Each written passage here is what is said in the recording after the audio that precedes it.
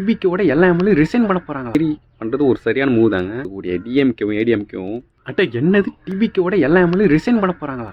ஆமாங்க, ஒரு சோர்ஸ் மூலயமா என்டிடிவி வந்து சொல்லியிருக்காங்க. என்னன்னு பார்த்தீங்கன்னா, ஏடிஎம்கேவும் டிஎம்கேவும் அலைன்ஸ் வச்சு தமிழ்நாட்டில் அதுக்கு பதிலாக அவங்க ஆட்சி பண்ணி திராவிட கொள்கை ஆட்சியை தான் கொண்டு வரணும்னு நினச்சாங்கன்னா, அல்லது ஆளுநரை வச்சு பிஜேபி இந்த கேமை ப்ளே பண்ணிகிட்டு இருந்துச்சுன்னா, இதுக்கு ஒரே விஷயம், நாங்கள் பண்ண போகிறது டிவிகேவோட எல்லா எம்எல்ஏவும் நாங்கள் ரிசைன் பண்ணி திருப்பி ரீஎலெக்ஷன் வச்சு அது மூலியமாக நாங்கள் மற்ற எல்லாரையும் நான் பார்த்துப்போம், அதில் நாங்கள் ஒரேடியாக பெரும்பான்மை வாங்கிட்டு போய்டுன்ற மாரி சொல்லியிருக்காங்க.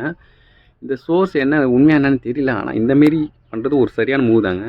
ஏன்னா பல வருட காலமாக எதிர்கட்சி சொல்லி சண்டை போட்டுட்டு இருக்கக்கூடிய டிஎம்கேவும் ஏடிஎம்கேவும் ஒன்றா சேர்ந்து அலைன்ஸ் வச்சாங்கன்னா மக்கள் மத்தியில் இருக்கக்கூடிய நம்பிக்கை என்ன ஆகும் அது எப்படின்னு தெரியல.